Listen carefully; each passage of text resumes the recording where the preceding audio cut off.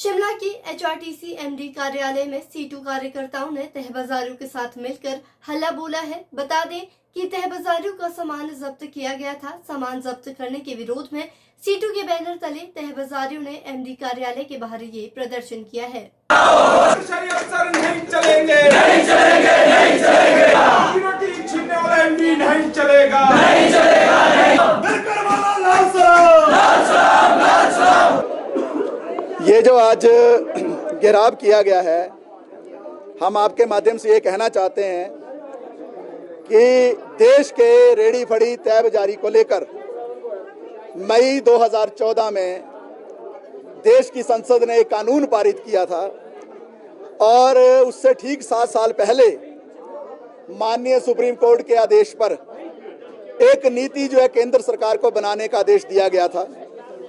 उस नीति के आदेश के बाद 2014 में रेडी फड़ी तहबाजारी के लिए कानून बना। ये कानून स्पष्ट रूप से कहता है कि जो भी देश के अंदर तहबाजारी का काम करने वाले लोग हैं उनको उजाड़ा नहीं जा सकता है।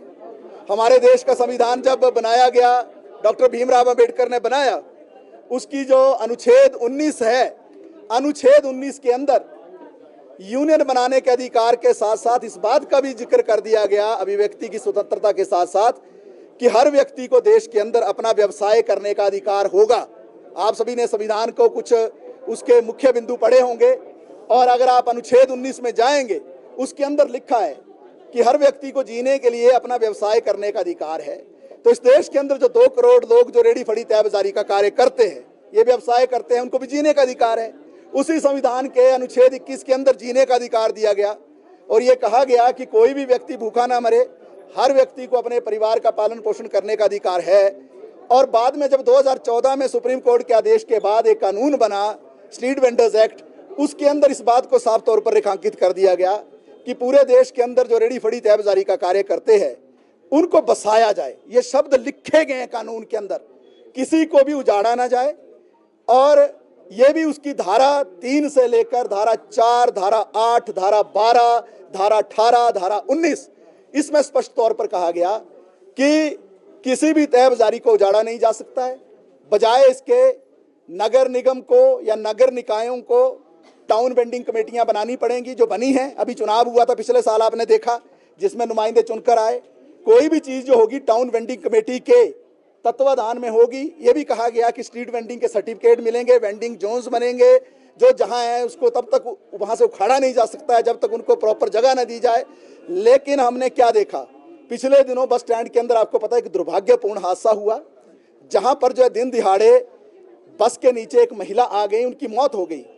हम ये नहीं कह रहे हैं कि जिस ड्राइवर ने वो हादसा किया वो जानबूझकर किया, हो सकता है कि उनसे अनजाने में भी ये चीज़ हुई हो, लेकिन एक तरफ जो परिवार के एक सदस्य चला गया और दूसरी तरफ ये हादसा हो गया। लेकिन जो हादसे में लोग थे और जो जिनकी वहाँ जो है मौत हुई, उसके सिवाय तीसरा पक्ष कहाँ से इसमें बीच में आ जाता है?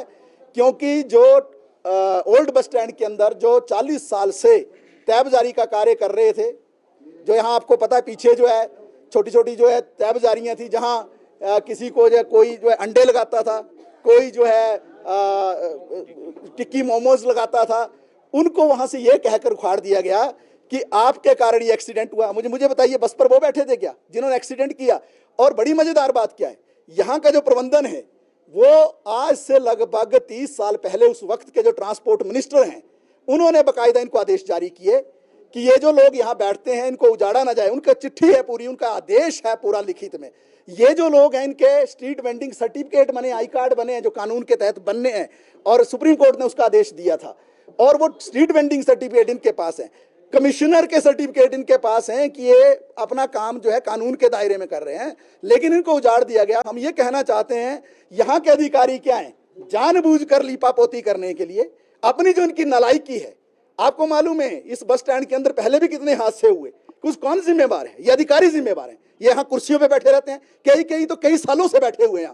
थोड़े से टाइम के लिए अगर इधर को भी जाते हैं तो फिर यहाँ बवंडर खड़ा हो जाता है, फिर यहाँ उनके लिए जो है पूरी एक लॉबी खड़ी हो जाती है कि उनको वापिस लाया जाए। क्यों लाया जाए? क्या वो अधिकारी ट्रांसफर नहीं होने चाहिए क्या? क्या उनको यहाँ से बाहर नहीं किया जाना चाहिए? क्या उनके लिए जो सर्विस रूल्स नहीं लगते क्या? लेकिन यहाँ जिस तरीके का वातावरण चल रहा है, कल हम कल मिलने आए थे सौहार्दपूर्ण वातावरण में एक डेलीगेशन लेकर, लेकिन जिस तरीके का बर्ताव जो है यहाँ जो डिविजनल मैनेजर हैं और जो एमडी हैं, जो उन्होंने जिस तरीके का बर्ताव यहाँ किया, हम ये कहना चाहते हैं, हम डरने वाले नहीं हैं। ये सुप्रीम कोर्ट का आदेश है, ये देश की संसद का कानून है।